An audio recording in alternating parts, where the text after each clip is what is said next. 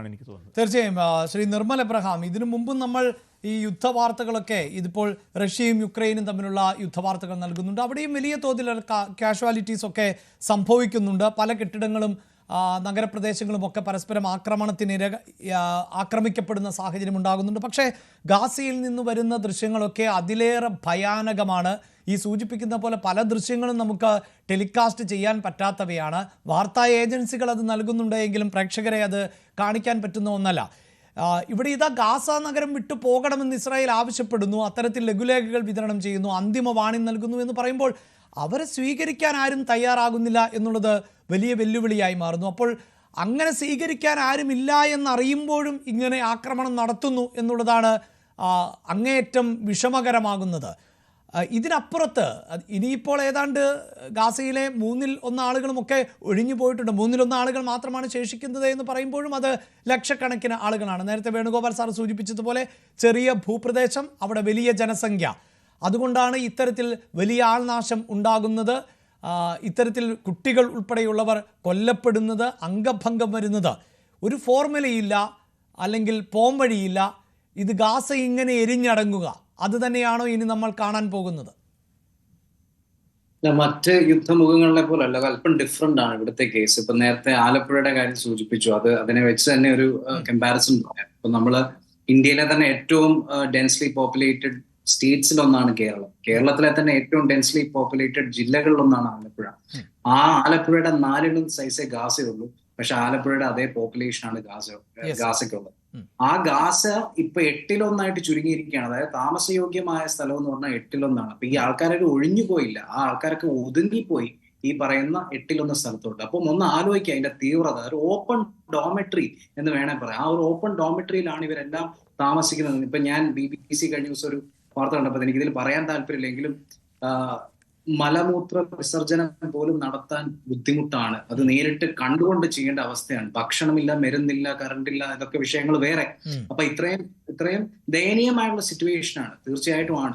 ഇനി പക്ഷെ എന്തുകൊണ്ടാണ് ഇതിനൊരു അവസാനം ഉണ്ടാകാത്തത് എന്നുള്ളതിന്റെ ഒരു റീസൺ ഇപ്പം ഇസ്രായേലിന്റെ വാദം ചില രീതിയിൽ ഒരു പക്ഷെ അക്സെപ്റ്റ് ചെയ്യാം. പക്ഷെ അതിൻ്റെ അകത്ത് വന്ന ഒരു ഡബിൾ സ്റ്റാൻഡേർഡ് ഇതാണ്. അതായത് അവര് പറഞ്ഞു ഞങ്ങളുടെ ഹോസ്റ്റേജസിനെ വിട്ടു തരാത്തത് കൊണ്ടാണ് ഞങ്ങൾ യുദ്ധം അവസാനിപ്പിക്കാത്തത്. ഹോസ്റ്റേജസിനെ വിട്ടു തരാൻ ചർച്ചയ്ക്ക് വരൂ, നമുക്ക് നോക്കാമെന്ന്. ആ ചർച്ചയ്ക്ക് ഖത്തറിൽ ആള് വന്നപ്പോഴാണ് ഇസ്രായേൽ അവിടെ അറ്റാക്ക് ചെയ്യുന്നതും. ആ മീഡിയേറ്റർ ആയിട്ട്, അതായത് 1 അല്ല 2 അല്ല 10, 15, 20 വർഷമായിട്ട് മീഡിയേറ്റർ ആയിട്ട് നിന്ന ഒരേ ഒരു രാജ്യമാണ് ഖത്തർ. അവരുടെ ടെറിട്ടറിക്ക് അകത്തൊരു ആക്രമണം ഹമാസിന്റെ ലീഡേഴ്സിനെ വധിക്കാനായിരിക്കാം, പക്ഷെ എങ്കിൽ പോലും നടത്തിയപ്പോ അത് ഡിലേ ചെയ്യുമല്ലേ ഇസ്രായേൽ ചെയ്തത്. അപ്പൊ ഇസ്രായേലിന്റെ ഇന്റൻഷൻ എന്താണ് എന്നുള്ളത് അവിടെ ചോദ്യചിഹ്നമായിട്ട് നിൽക്കുന്നു. 2, ഇസ്രായേലിന് പൂർണ്ണമായിട്ടും വിശ്വാസമാണ് ഏത് രീതിയിൽ ഏതറ്റം വരെ പോയാലും ഒന്നും അവർക്ക് സംഭവിക്കാൻ പോകുന്നില്ല. അതിന് 2 കാരണങ്ങളുണ്ട്. ഒന്ന്, അമേരിക്ക. എന്തുകൊണ്ടാണ് അമേരിക്ക ഇത്ര അധികം സപ്പോർട്ട് ചെയ്യുന്നത്? ഇപ്പൊ വലിയൊരു ചോദ്യം ഇതിനു മുമ്പ്, യുദ്ധത്തിന് മുന്നേ ഒക്കെ നമുക്കുണ്ടായിരുന്നത്, അമേരിക്ക ഇസ്രായേലിനെ സഹായിക്കുന്നതാണോ, അമേരിക്ക ഇസ്രായേലിനെ ഭയക്കുന്നതാണോ, ഇസ്രായേൽ അമേരിക്കയെ ഭയക്കുന്നതാണെന്നാണ്. പക്ഷെ തിരിച്ചാണ് എനിക്കിപ്പോ തോന്നുന്നത്, ഇസ്രായേലിനെ അമേരിക്കയാണ് ഭയക്കുന്നത്. അതിന് പല കാരണങ്ങളുണ്ട്. അവിടെ ഡെമോക്രാറ്റിക് പാർട്ടി ആയിക്കോട്ടെ, റിപ്പബ്ലിക്കൻ പാർട്ടി ആയിക്കോട്ടെ, ട്രംപ് ആയിക്കോട്ടെ, ബൈഡൻ ആയിക്കോട്ടെ, ഇരു പാർട്ടിയിലും ഓരോ കോൺഗ്രസ് ഇലക്ഷനും സെനറ്റ് ഇലക്ഷനും പ്രസിഡൻഷ്യൽ ഇലക്ഷനും ഏറ്റവും കൂടുതൽ പൈസ പോകുന്ന എവിടുന്നാണെന്ന് നോക്കിയാൽ മതി. AIPAC എന്ന് പറയുന്ന ഒരു സംഘടന ഉണ്ട്, American Israel public affairs committee. അത് ധനികരായിട്ടുള്ള ഇസ്രായേലി ജൂതന്മാരാണ് അവിടെ പൈസ മുടക്കുന്നത്. ആ പൈസ ചെന്നെത്തുന്ന ഓരോ കോൺഗ്രസ്മാന്റെ അടുത്തും ഓരോ സെനറ്ററിന്റെ അടുത്തും, അതായത് ഹൈ വാല്യൂ സെനറ്റേഴ്സിന്റെ അടുത്തും പ്രസിഡൻഷ്യൽ ഇലക്ഷൻ മത്സരിക്കുന്നവരുടെ അടുത്തുമാണ്. അവർക്ക് ആ പൈസ കൊടുക്കുമ്പോൾ കിട്ടുന്ന ഉറപ്പ് ഇതാണ്. ഇസ്രായേലിന്റെ 3 കാര്യങ്ങൾ ഇസ്രായേൽ ഉറപ്പ് മേടിച്ചെടുക്കുക. അതായത് ഫോറിൻ പോളിസിയുടെ കാര്യത്തില്, ആംസ് ആൻഡ് അമ്യൂണിഷന്റെ കാര്യത്തില്, ഇന്റലിജൻസ് ഷെയറിംഗിന്റെ കാര്യത്തിൽ, ഈ 3 കാര്യത്തിലും ഞങ്ങളെ സഹായിക്കാമെന്നുണ്ടെങ്കിൽ മാത്രം ഈ പൈസ മേടിക്കുക, ഇല്ലെങ്കിൽ നിങ്ങൾ മറന്നേക്കാൻ ഞങ്ങൾ മറ്റേ കാൻഡിഡേറ്റിന് കൊടുക്കുകയാണ് എന്ന് പറയും. ആ പൈസ 2 കൈ നീട്ടി ഇരു പാർട്ടിയിലുള്ള ആളുകൾ സ്വീകരിച്ചിട്ടുണ്ട്. അതൊരു വശത്ത്. അല്ലാതെ ഒരുപാട് കോൺസ്പിറസികൾ വേറെ കിടക്കുന്നുണ്ട്. ഇപ്പൊ ജെഫ്രി എപ്സ്റ്റീനെ വെച്ചുകൊണ്ടുള്ള ഒരുപാട് കോൺസ്പിറസി വേറെ നടക്കുന്നുണ്ട്. അപ്പൊ ഇസ്രായേലിന് അമേരിക്കയ്ക്ക് മേൽ നല്ല ഹോൾഡ് ഉണ്ട് എന്നുള്ളത് ഒരു കാര്യം. 2, ഈ പറഞ്ഞ പ്രശ്നങ്ങൾക്ക് ഒരു അവസാനം ഉണ്ടാകണമെങ്കിൽ നേരത്തെ പല പാനലിസ്റ്റുകളും സൂചിപ്പിച്ചു, United Nations, international court of justice, international criminal court, ഇവരൊക്കെ കഠിനമായിട്ട് ശ്രമിക്കുന്നുണ്ടെന്ന് പറഞ്ഞു. പക്ഷെ യുണൈറ്റഡ് നേഷൻസിന്റെ കാര്യം നേരത്തെ സൂചിപ്പിച്ചു, ഇൻഎഫക്റ്റീവ് ആയിട്ടുള്ള ഒരു സിസ്റ്റമാണ്. അമേരിക്ക എപ്പോഴും ഇസ്രായേലിനെ രക്ഷിക്കുന്നു, ചൈന പാകിസ്ഥാനെ രക്ഷിക്കുന്നു, റഷ്യയെ തന്നെ രക്ഷിക്കുന്നു. അതുകൊണ്ട് ആ വീറ്റോയിങ് സിസ്റ്റം വർക്ക് ആകത്തില്ല. നേരത്തെ ഇസ്രായേലിനെതിരെ കേസ് എടുത്തത്, അതായത് സൗത്ത് ആഫ്രിക്ക കൊണ്ട് കേസ് കൊടുത്ത് ഇന്റർനാഷണൽ കോർട്ട് ഓഫ് ജസ്റ്റിസിന്റെ അടുത്ത് ഇസ്രായേൽ ജനസൈഡ് നടത്തുന്നു പറഞ്ഞു. പത്രത്തിലൊക്കെ നമ്മൾ കണ്ടു ഇസ്രായേൽ ജനസൈഡ് നടത്തുന്നു, ഇത് അവസാനിപ്പിക്കണം, ഒന്ന് റിപ്പോർട്ട് ചെയ്യണം, എല്ലാ ഡീറ്റെയിലും തരണമെന്ന് പറഞ്ഞു. പക്ഷേ ഇസ്രായേൽ അനങ്ങിയില്ല, കുലുങ്ങിയില്ല. അതിന്റെ കാരണം എന്ന് വെച്ച് കഴിഞ്ഞാൽ ICJ എന്ന് പറയുന്നത് യുണൈറ്റഡ് നേഷൻസിന്റെ ഒരു സബ് ഓർഗനൈസേഷനാണ്. അവർ ഈ സാധനം നേരെ വിടുന്നത് സെക്യൂരിറ്റി കൗൺസിലോട്ട്. അവിടെ വെട്ടാൻ ആരിപ്പുണ്ട്? അമേരിക്ക ഇരിപ്പുണ്ട്, അവരത് വെട്ടിക്കളയും. അതുകൊണ്ട് ICJയും അവിടെ ഒരു കാര്യമില്ല. ഇന്റർനാഷണൽ ക്രിമിനൽ കോർട്ട് 2024 ബെഞ്ചമിൻ നെതന്യാഹുവിനെതിരെ വാറന്റ് പ്രഖ്യാപിച്ചു. ഇന്റർനാഷണൽ ക്രിമിനൽ കോർട്ടിന്റെ പ്രശ്നം വെച്ച് കഴിഞ്ഞാൽ ഈ പറയുന്ന രാജ്യങ്ങളൊന്നും അതിന്റെ അകത്തില്ല. അമേരിക്കയോ റഷ്യയോ ചൈനയോ ഒന്നുമില്ല. അതുകൊണ്ട് തന്നെ അവിടെ അത് വിലക്കെടുക്കുന്നില്ല. മാത്രമല്ല അവർക്ക് സ്വന്തമായിട്ട് പോലീസും ഇല്ല, പട്ടാളവും ഇല്ല. ബെഞ്ചമിൻ നെതന്യാഹുവിനെ അറസ്റ്റ് ചെയ്യണമെന്നുണ്ടെങ്കിൽ ബെഞ്ചമിൻ നെതന്യാഹു ഇവരുടെ ഏതെങ്കിലും മെമ്പർ സ്റ്റേറ്റ്സിൽ കാലുകുത്തണം. ഇപ്പൊ കാനഡയിലോ അല്ലെങ്കിൽ UK പോയി കാലുകുത്തിയാണ്. അപ്പം അതുകൊണ്ട് ഇസ്രായേലിന് നല്ല ഉറപ്പുണ്ട്, അവരെ സംബന്ധിച്ചിടത്തോളം ഒന്നും സംഭവിക്കാൻ പോകുന്നില്ല, ഇത് ഏതറ്റം വരെ പോയാലും സംഭവിക്കാൻ പോകുന്നില്ല എന്നൊരു ഉറപ്പ് ഈ 2 വർഷത്തെ ട്രെൻഡോടുകൂടി തന്നെ മനസ്സിലാക്കി എടുക്കാവുന്നതാണ്. അതുകൊണ്ട് അവർ ചെയ്യാൻ പോകുന്നത് ഇപ്പോഴത്തെ ഒരു കണ്ടീഷൻ വെച്ച് നോക്കുകയാണെന്നുണ്ടെങ്കിൽ ഗാസ പൂർണ്ണമായിട്ടും നിർജ്ജനമാക്കുക എന്നുള്ളത്, അതായത് കുന്നുകളെയോ കുട്ടികളെ ടാർഗറ്റ് ചെയ്ത് വെടിവെച്ചു കൊല്ലുക എന്നുള്ളതാണെന്ന് എനിക്ക് തോന്നുന്നില്ല. അത് കൊളാറ്ററൽ ഡാമേജ് ആണ്. അതുകൊണ്ടാണ് അവർ നേരത്തെ വാർണിംഗ് കൊടുക്കുന്നത്. ആ കാര്യത്തിൽ അങ്ങനെ വേണമെങ്കിൽ പറയാം. പക്ഷെ ആ കൊളാറ്ററൽ ഡാമേജ് ചില്ലറയല്ല, ഭയങ്കരമാണ്. പക്ഷെ ഹമാസിന്റെ സൈഡിൽ നിന്നുള്ളൊരു വ്യത്യാസം എന്ന് വെച്ചാൽ ഹമാസിനെ സംബന്ധിച്ചിടത്തോളം ഈ ഹോസ്റ്റേജസ് ജീവിച്ചിരിപ്പുണ്ടോ എന്ന് പോലും അറിയത്തില്ല. അവരിത് വിട്ടുകൊടുക്കുന്നില്ല. വിട്ടുകൊടുക്കാത്തതിന് കാരണം എന്ന് വെച്ച് കഴിഞ്ഞാൽ അവരുടെ സ്ട്രോങ് ഹോൾഡ് നഷ്ടപ്പെടേണ്ട എന്ന് ഓർത്തുകൊണ്ട് മാത്രമാണ് വിട്ടുകൊടുക്കാത്തത്. ഇനി ഒരേ ഒരു കാര്യം കൂടെ പറഞ്ഞിട്ട് അവസാനിപ്പിക്കാൻ. നേരത്തെ ശ്രീ ഷാബു പ്രസാദ് പറഞ്ഞൊരു പോയിന്റ് ഉണ്ട്.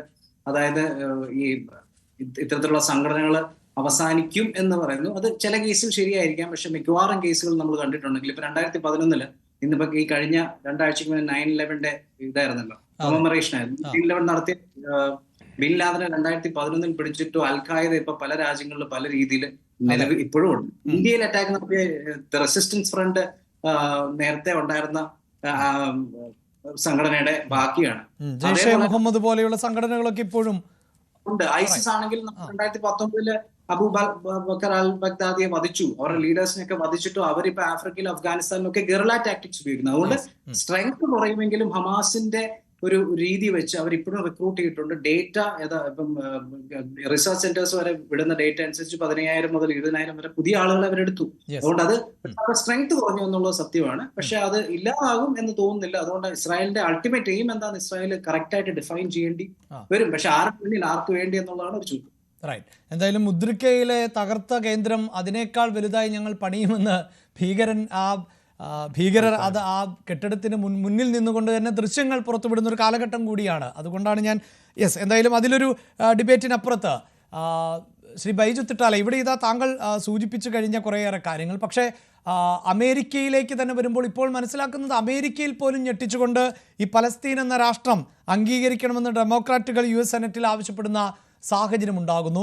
അതോടൊപ്പം തന്നെ ഇസ്രായേൽ അതിർത്തികളിൽ ഇത് അവസാനിപ്പിക്കണമെന്ന് ആവശ്യപ്പെട്ടുകൊണ്ടുള്ള പ്രതിഷേധങ്ങൾ ആരംഭിക്കുന്നു എന്ന് പറയുമ്പോൾ പോലും ഭരണകൂടം എന്നത് എപ്പോഴും കരുത്തുള്ള ഒന്നാണല്ലോ. അതിനപ്പുറത്ത് ഈ കാണുന്നത് പോലെ കഴിഞ്ഞ നമ്മുടെ അയൽരാജ്യത്തൊക്കെ കണ്ടതുപോലെ ജൻസികളുടെ പ്രക്ഷോഭമൊക്കെ കാണുമ്പോൾ അവിടെ ഭരണകൂടം ദുർബലമാണ്. അതുകൊണ്ടുകൂടിയാണ് അത്തരം പ്രതിഷേധങ്ങൾ വിജയിക്കുന്നത് എന്ന് നമുക്കറിയാം. പക്ഷേ ഇസ്രായേലിലേക്ക് വന്നാൽ ഇസ്രായേലിൽ ബെഞ്ചമിൻ നെതന്യാഹു ഭരണകൂടം കൂടുതൽ കരുത്തുറ്റതാണ്, ശക്തമായ ഭരണകൂടമാണ്. അമേരിക്കയിലേക്ക് വരുമ്പോഴും അവിടെ ആരാണോ ഭരണത്തിലേറുന്നത് ആ ഭരണകൂടം പവർഫുള്ളാണ്.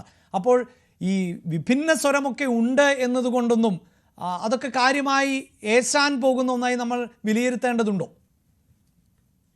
അതിന് മുമ്പായിട്ട് ഷാബു പ്രസാദ് പറഞ്ഞു റെസ്പോണ്ട് ചെയ്തിട്ടുണ്ട്. അതായത് അതിൽ LTTEയും അല്ലെങ്കിൽ നമ്മുടെ ഖാലിസ്ഥാനെയാണ് ഇതുമായിട്ട് കമ്പയർ ചെയ്ത്. ഇതിന്റെ വ്യത്യാസം എന്താണെന്നറിയോ? നമ്മൾ LTTE ഇറാഡിക്കേറ്റ് ചെയ്തപ്പോൾ കംപ്ലീറ്റ് തമിലിയൻസിനെ അല്ല വരുന്നത് ഇറാഡിക്കേറ്റ് ചെയ്തത്.